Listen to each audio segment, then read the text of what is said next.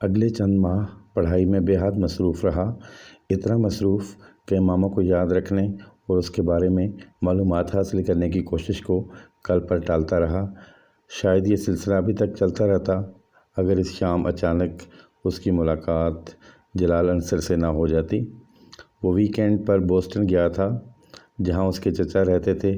وہ وہاں اپنے ایک کزن کی شادی اٹینڈ کرنے آیا تھا۔ اس شام سالار اپنے کزن کے ہمراہ تھا جو ایک ریسٹورنٹ جا رہا تھا، وہاں کھانا کھانے آیا ہوا تھا۔ اس کا کزن آرڈر دینے کے بعد کسی کام سے اٹھ کر گیا تھا۔ سالار کھانے کا انتظار کر رہا تھا جب کسی نے اس کا نام پکارا، ہیلو۔ سالار نے بے اختیار مڑ کر دیکھا۔ آپ سالار ہیں؟ اس آدمی نے پوچھا۔ وہ جلال انصر تھا۔ اسے پہچاننے میں لحظہ بھر کے لیے بھی دقت اس لیے ہوئی تھی کیونکہ اس کے چہرے سے اب داڑھی غائب تھی۔ سالار نے کھڑے ہو کر اس سے ہاتھ ملایا۔ 1 سال پہلے کا ایڈونچر ایک بار پھر اس کی آنکھوں کے سامنے گھوم گیا۔ رسمی الیک سلیک کے بعد اس نے جلال کو رسماً کھانے کی دعوت دی۔ نہیں، مجھے ذرا جلدی ہے، بس آپ پر اتفاقاً نظر پڑ گئی تو آ گیا۔ جلال نے اپنی گھڑی پر نظر ڈالتے ہوئے کہا۔ امامہ کیسی ہے؟ جلال نے بات کرتے کرتے اچانک کہا۔ سالار کو لگا وہ اس کا سوال ٹھیک سے سن نہیں سکا۔ سوری، اس نے معذرت خواہانہ انداز میں استفسار کیا۔ جلال نے اپنا سوال دہرایا۔ میں امامہ کا پوچھ رہا تھا وہ کیسی ہے؟ سالار پلکیں جھپکائے بغیر اسے دیکھتا رہا۔ وہ امامہ کے بارے میں اس سے کیوں پوچھ رہا تھا یہ مجھے نہیں پتہ، یہ تو آپ کو پتہ ہونا چاہیے، اس نے کچھ الجھتے ہوئے انداز میں کندھے جھٹکتے ہوئے کہا۔ اس بار جلال حیران ہوا۔ مجھے کس لیے؟ کیونکہ وہ آپ کی بیوی ہے۔ میری بیوی؟ جلال کو جیسے کرنٹ لگا۔ آپ کیا کہہ رہے ہیں؟ میری بیوی کیسے ہو سکتی ہے وہ؟ میں نے اس سے شادی سے انکار کر دیا تھا۔ آپ اچھی طرح جانتے ہیں 1 سال پہلے آپ ہی تو آئے تھے اس سلسلے میں مجھ سے بات کرنے کے لیے۔ جلال نے جیسے اسے کچھ یاد دلایا۔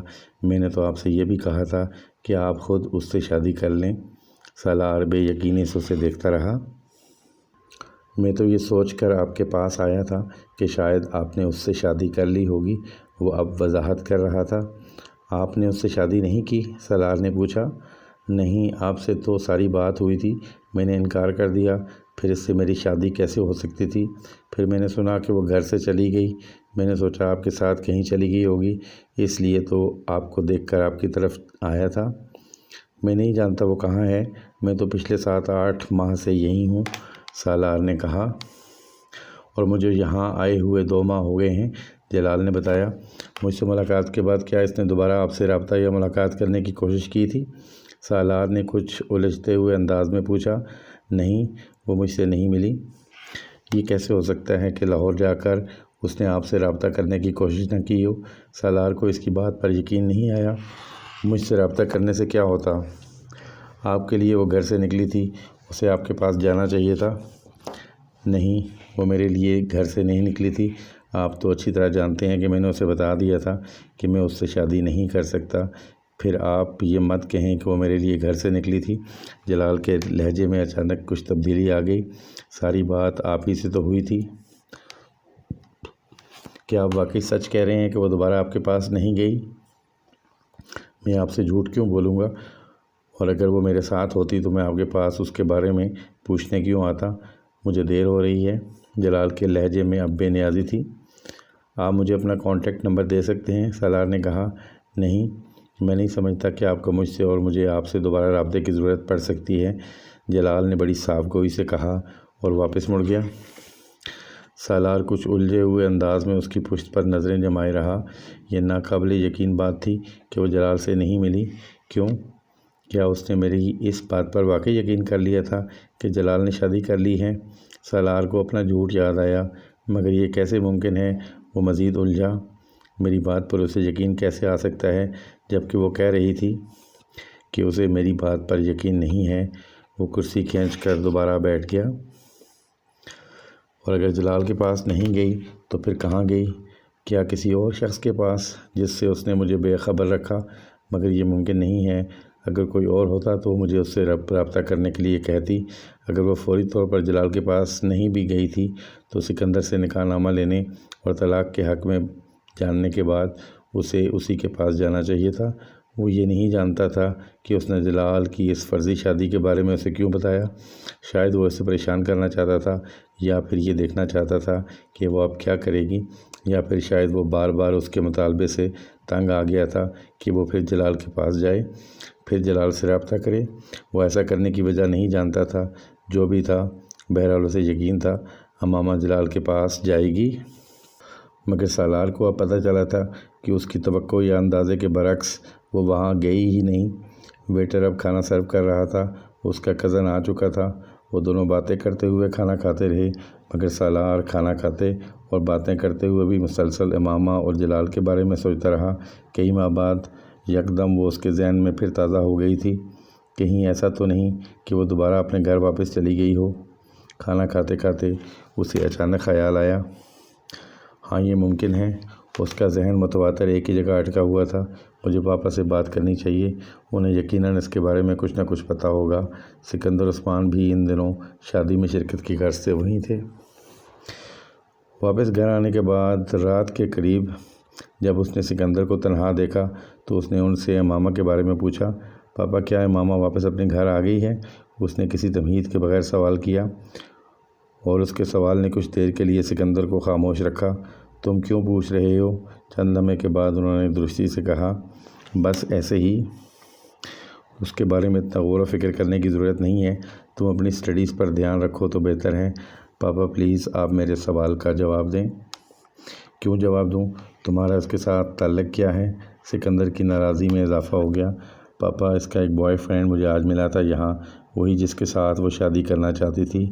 تو پھر یہ کہ ان دونوں نے شادی نہیں کی۔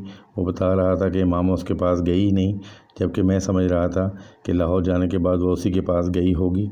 سکندر نے اس کی بات کاٹ دی۔ وہ اس کے پاس گئی یا نہیں، اس نے اس سے شادی کی یا نہیں، یہ تمہارا مسئلہ نہیں ہے، نہ ہی تمہیں اس میں انوالو ہونے کی ضرورت ہے۔ ہاں، یہ میرا مسئلہ نہیں ہے، مگر میں جاننا چاہتا ہوں، کیا امامہ آپ کے پاس آئی تھی؟ آپ نے اسے شادی کے پیپرز کیسے بھجوائے تھے؟ میرا مطلب ہے کس کے ذریعے؟ سالار نے کہا۔ تم سے کس نے کہا کہ اس نے مجھ سے رابطہ کیا تھا؟ وہ ان کے سوال پر حیران ہوا۔ میں نے خود اندازہ لگایا ہے۔ اس نے مجھ سے کوئی رابطہ نہیں کیا۔ وہ رابطہ کرتی تو میں ہاشم مبین کو اس کے بارے میں بتا دیتا۔ سالار ان کا چہرہ تکتا رہا۔ میں نے تمہارے کمرے کی تلاشی لی تھی اور میرے ہاتھ وہ نکاح نامہ لگ گیا۔ مجھے یہاں بھجواتے ہوئے آپ نے کہا تھا کہ آپ وہ پیپرز امامہ تک بھجوا دیں گے۔ ہاں، یہ صورت میں ہوتا اگر وہ مجھ سے رابطہ کرتی، مگر اس نے مجھ سے رابطہ نہیں کیا۔ تمہیں یہ یقین کیوں ہے کہ اس نے مجھ سے ضرور رابطہ کیا ہوگا؟ اس بار سکندر نے سوال کر ڈالا۔ سالار کچھ دیر خاموش رہا، پھر اس نے پوچھا، پولیس کو اس کے بارے میں کچھ نہیں پتہ چلا؟ نہیں، پولیس کو پتہ چلتا تو اب تک وہ ہاشم مبین کے گھر واپس آ چکی ہوتی، مگر پولیس ابھی بھی اس کی تلاش میں ہے، سکندر نے کہا۔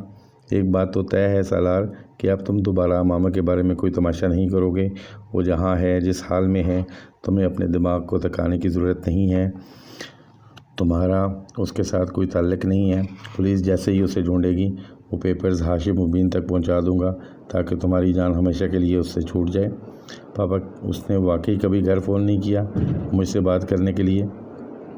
سالار نے ان کی بات پر غور کیے بغیر کہا، کیا تمہیں فون کیا کرتی تھی؟ وہ ان کا چہرہ دیکھنے لگا۔ گھر سے چلے جانے کے بعد اس نے صرف ایک بار فون کیا تھا، پھر میں یہاں آ گیا۔ ہو سکتا ہے اس نے دوبارہ فون کیا ہو جس کے بارے میں آپ مجھے نہیں بتا رہے۔ اس نے تمہیں فون نہیں کیا؟ اگر کرتی تو میں تمہاری اور اس کی شادی کے بارے میں بہت سے معاملات کو ختم کر دیتا، میں تمہاری طرف سے اسے طلاق دے دیتا۔ یہ سب آپ کیسے کر سکتے ہیں؟ سالار نے بہت پرسکون انداز میں کہا، یہاں تمہیں بھجوانے سے پہلے میں نے ایک پیپر پر تمہارے سگنیچرز لے لیے تھے۔ میں طلاق نامہ تیار کروا چکا ہوں، سکندر نے جتاتے ہوئے کہا۔ فیک ڈاکومنٹس، جعلی ڈاکومنٹس؟ سالار نے اسی انداز میں تبصرہ کیا۔ میں تو نہیں جانتا تھا کہ آپ طلاق نامہ تیار کروانے کے لیے مجھ سے سائن کروا رہے ہیں، تو پھر اس مصیبت کو میرے سر پر لانا چاہتے ہو؟ سکندر کو ایک دم غصہ آ گیا۔ میں نے یہ نہیں کہا کہ میں اس کے ساتھ رشتہ قائم رکھنا چاہتا ہوں، میں آپ کو صرف یہ بتا رہا ہوں کہ آپ میری طرف سے یہ رشتہ ختم نہیں کر سکتے۔ یہ میرا معاملہ ہے، میں خود ہی اسے ختم کروں گا۔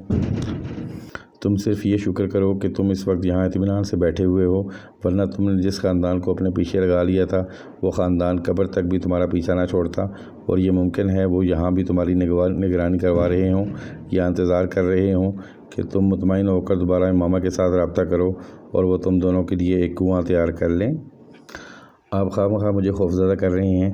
پہلی بات تو یہ ہے کہ یہ ماننے کو میں تیار نہیں ہوں کہ یہاں امریکہ میں کوئی میری نگرانی کر رہا ہوگا، وہ بھی اتنا عرصہ گزرنے کے بعد، اور دوسری بات یہ ہے کہ میں امامہ کے ساتھ تو کوئی رابطہ نہیں کر رہا کیونکہ میں واقعی نہیں جانتا کہ وہ کہاں ہے، پھر رابطے کا تو سوال ہی پیدا نہیں ہوتا۔ تو پھر تمہیں اس کے بارے میں اس قدر کانشیس ہونے کی کیا ضرورت ہے؟ وہ جہاں ہے جیسی ہے رہنے دو اسے۔ سکندر کو کچھ اطمینان ہوا۔ آپ میرے موبائل کے بل چیک کریں، وہ موبائل اس کے پاس ہے، ہو سکتا ہے پہلے نہیں تو وہ اب اس سے کالز کر لیتی ہو۔ وہ اس سے کالز نہیں کرتی، موبائل مستقل طور پر بند ہے۔ جو چند کالز اس نے کی تھیں وہ سب میڈیکل کالج میں ساتھ پڑھنے والی لڑکیوں کو بھی کی تھیں، اور پولیس پہلے ہی انہیں انویسٹیگیٹ کر چکی ہے۔ لاہور میں وہ ایک لڑکی کے گھر گئی تھی، مگر وہ لڑکی پشاور میں تھی، اور اس کی واپسی سے پہلے ہی وہ اس کے گھر سے چلی گئی۔ کہاں گئی یہ پولیس کو پتہ نہیں چل رہا۔ سالار چبھتی ہوئی نظروں سے انہیں دیکھتا رہا، پھر اس نے کہا، آپ کو حسن نے میرے اور اس کے بارے میں بتایا تھا؟ سکندر کچھ بول نہیں سکے۔ موبائل کے امامہ کے پاس ہونے کے بارے میں صرف حسن ہی جانتا تھا۔ کم از کم یہ ایسی بات تھی جو سکندر عثمان صرف اس کے کمرے کی تلاشی لے کر نہیں جان سکتے تھے۔ اسے ان سے بات کرتے ہوئے پہلی بار اچانک حسن پر شبہ ہوا تھا، کیونکہ سکندر عثمان کو اتنی چھوٹی موٹی باتوں کا پتہ تھا جو صرف اسے پتہ تھیں، یا پھر حسن کو۔ کوئی تیسرا ان سے واقف نہیں تھا۔ اس نے سکندر عثمان کو کچھ نہیں بتایا تھا، وہ تو یقینی طور پر یہ حسن ہی ہو سکتا تھا جس نے انہیں ساری تفصیلات سے آگاہ کیا تھا۔ اس سے کیا فرق پڑتا ہے کہ مجھے حسن نے بتایا ہے یا کسی اور نے؟ یہ تو ہو ہی نہیں سکتا تھا کہ اس بات کے بارے میں مجھے پتہ نہ چلتا۔ یہ صرف میری حماقت تھی کہ میں نے ہاشم مبین کے الزامات کو سنجیدگی سے نہیں لیا اور تمہارے جھوٹ پر یقین کر لیا۔ سالار نے کچھ نہیں کہا، وہ صرف ماتھے پر تیوریاں لیے انہیں دیکھتا رہا اور ان کی بات سنتا رہا۔ اب جب میں نے تمہیں اس سارے معاملے سے بچا لیا ہے تو تمہیں دوبارہ ایسی کوئی حرکت نہیں کرنی چاہیے جس سے سکندر عثمان نے قدرے نرم لہجے میں کہنا شروع کیا، مگر اس سے پہلے کہ ان کی بات مکمل ہوتی سالار ایک جھٹکے سے اٹھ کر کمرے سے باہر نکل گیا۔ سکندر عثمان کے ساتھ ہونے والی گفتگو کے بعد وہ ساری رات اس تمام معاملے کے بارے میں سوچتا رہا۔ پہلی بار اسے ہلکا سا افسوس اور پچھتاوا ہوا تھا۔ اسے امامہ ہاشم کو اس کے کہنے پر فوراً طلاق دے دینی چاہیے تھی، پھر شاید وہ جلال کے پاس چلی جاتی اور وہ دونوں شادی کر لیتے۔ امامہ کے لیے بے حد ناپسندیدگی رکھنے کے باوجود اس نے پہلی بار اپنی غلطی تسلیم کی۔ اس نے دوبارہ مجھ سے رابطہ نہیں کیا، وہ طلاق لینے کے لیے کورٹ نہیں گئی، اس کے خاندان والے بھی ابھی تک اسے ڈھونڈ نہیں سکے، وہ جلال انصر کے پاس بھی نہیں گئی، تو پھر آخر وہ کہاں گئی؟ کیا اس کے ساتھ کوئی حادثہ؟ وہ پہلی بار بہت سنجیدگی سے، کسی ناراضی یا غصے کے بغیر اس کے بارے میں سوچ رہا تھا۔ یہ تو ممکن نہیں ہے کہ وہ مجھ سے اتنی شدید نفرت اور ناپسندیدگی رکھنے کے بعد میری بیوی کے طور پر کہیں خاموشی کی زندگی گزار رہی ہو۔ پھر آخر کیا وجہ ہے کہ امامہ کسی کے ساتھ بھی دوبارہ رابطہ نہیں کر رہی؟ اب تک جب 1 سال سے زیادہ عرصہ گزر گیا ہے، کیا وہ واقعی کسی حادثے کا شکار ہو گئی ہے؟ کیا حادثہ پیش آ سکتا ہے اسے؟ اس کے بارے میں سوچتے سوچتے اس کی ذہنی رو ایک بار پھر بہکنے لگی۔ اگر کوئی حادثہ پیش آ گیا ہے تو میں کیا کروں؟ وہ اپنے رزق پر گھر سے نکلی تھی، اور حادثہ تو کسی کو کسی بھی وقت پیش آ سکتا ہے، پھر مجھے اس کے بارے میں اتنا فکر مند ہونے کی کیا ضرورت ہے؟ پاپا ٹھیک کہتے ہیں، جب میرا اس کے ساتھ کوئی تعلق نہیں ہے تو پھر مجھے اس کے بارے میں اتنا تجسس بھی نہیں رکھنا چاہیے، خاص طور پر ایک ایسی لڑکی کے بارے میں جو اس حد تک احسان فراموش ہو، جو اپنے آپ کو دوسروں سے بہتر سمجھتی ہو اور جو مجھے اتنا گھٹیا سمجھتی ہو۔ اس کے ساتھ جو کچھ بھی ہوا ہوگا ٹھیک ہی ہوا ہوگا، وہ اسی قابل تھی۔ اس نے اس کے بارے میں ہر خیال کو ذہن سے جھٹکنے کی کوشش کی۔ کچھ دیر پہلے کی تعصب آمیز سنجیدگی اب وہ محسوس نہیں کر رہا تھا، نہ ہی اسے کسی قسم کے پچھتاوے کا احساس تھا۔ وہ ویسے بھی چھوٹی موٹی باتوں پر پچھتانے کا عادی نہیں تھا۔ اس نے سکون کے عالم میں آنکھیں بند کر لیں۔ اس کے ذہن میں اب دور دور تک کہیں امامہ ہاشم کا تصور موجود نہیں تھا۔ ناظرین اس کے ساتھ ہی یہ قسط اپنے اختتام کو پہنچی۔